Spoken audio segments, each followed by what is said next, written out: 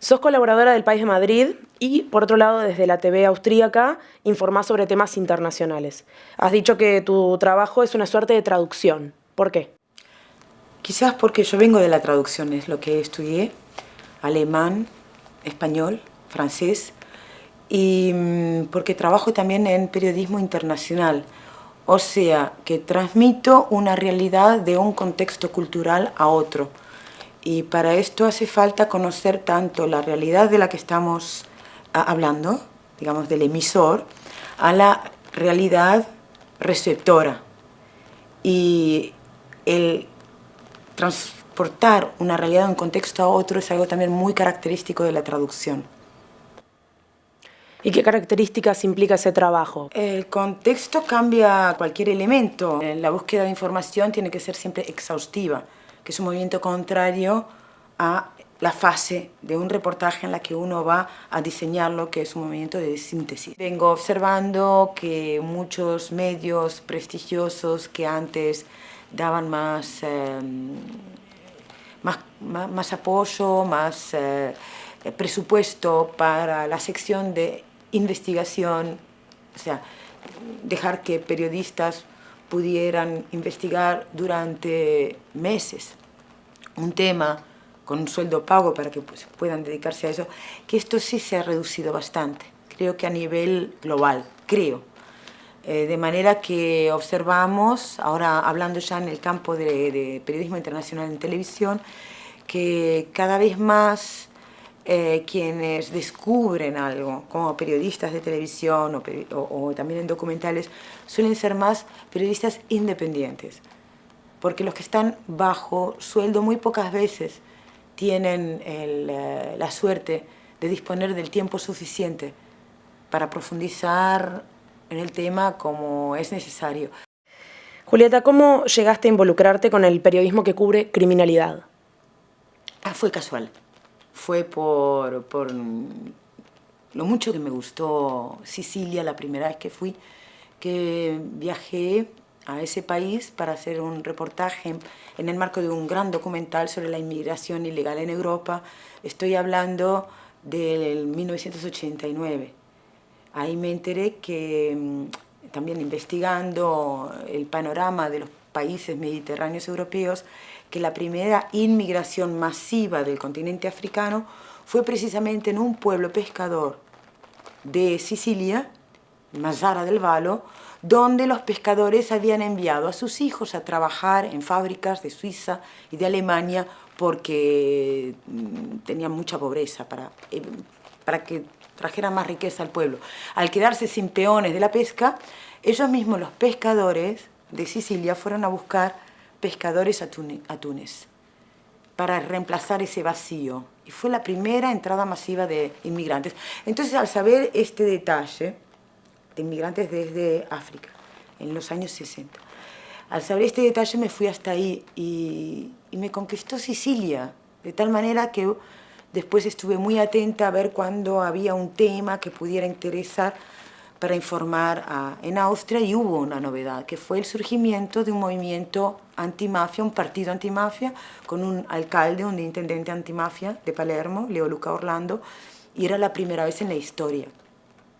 Entonces, esto ya dio pie a que yo me leyera muchos libros, me interesara el tema, y era un tema poco conocido, porque conocemos la mafia a través de las películas y el cine, y tiene mucho que ver también con los canales clandestinos del poder. ¿Por qué consideras importante darle cobertura continua a estos temas? Es un tema más. No creo que haya que darle más cobertura que otros temas. Únicamente que cuando un periodista ya tiene bastante conocimiento de un tema, más fácilmente aborda el próximo capítulo.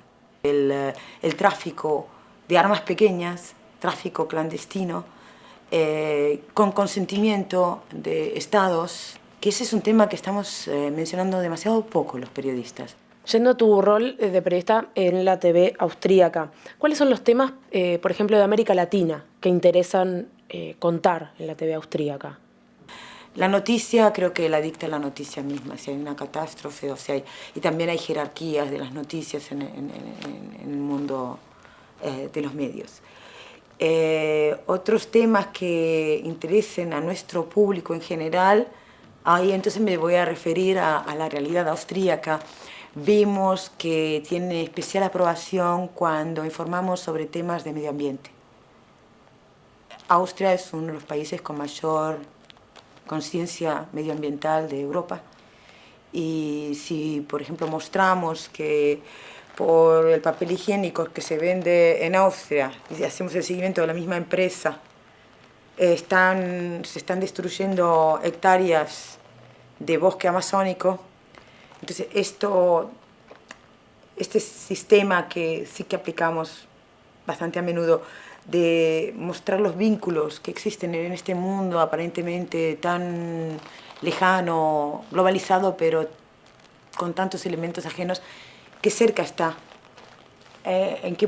hasta qué punto yo soy cómplice o tolero destrucciones que están pasando en otro lugar. Eso gusta mucho.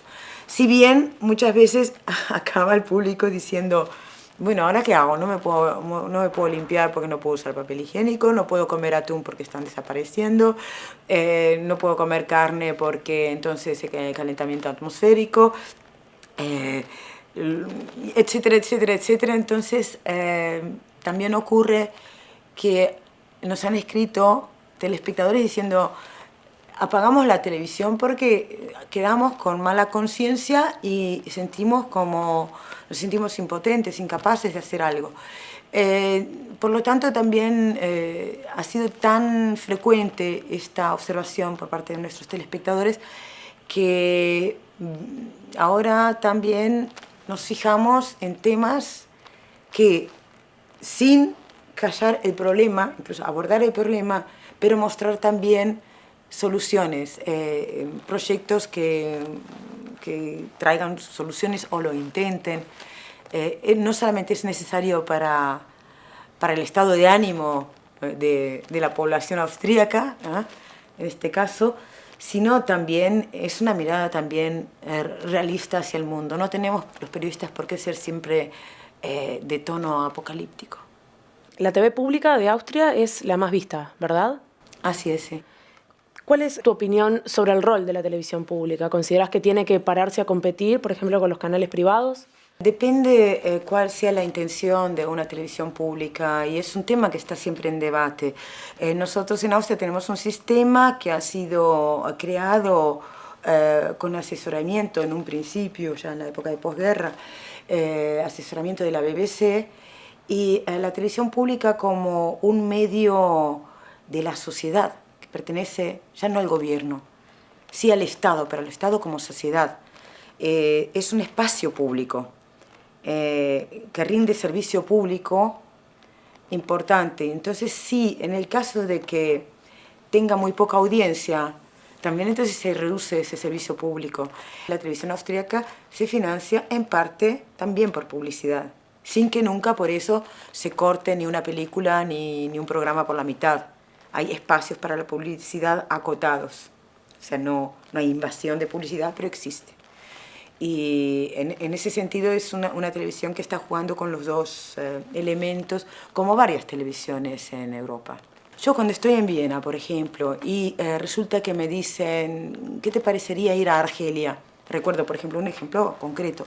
Argelia, sí, bueno, tengo un tiempo limitado para preparar esto, digamos una semana, 2 semanas, y busco todo tipo de información, aparte de leer desde libros a artículos de periódico, a informarme por todas las fuentes. Busco también dónde hay argelinos en mi entorno. Es algo que me he acostumbrado a hacerlo y vivo en Viena, que afortunadamente se ha convertido en una ciudad muy cosmopolita. Pero, por ejemplo, argelinos hay pocos. Suelen irse los del Magreb a Francia o a España. En Viena, pocos. Así que yo estaba que no conocía ningún argelino, tenía que encontrar uno rápidamente. Pregunto a todo el mundo. Y fue una amiga colombiana que me dijo que tenía una amiga mexicana, que tenía un amigo argelino. Y me encontré con él, lo poco que conversamos fue una base muy importante también para una vez estar allí, desarrollar ya 3 reportajes en lugar de 1 al que fui.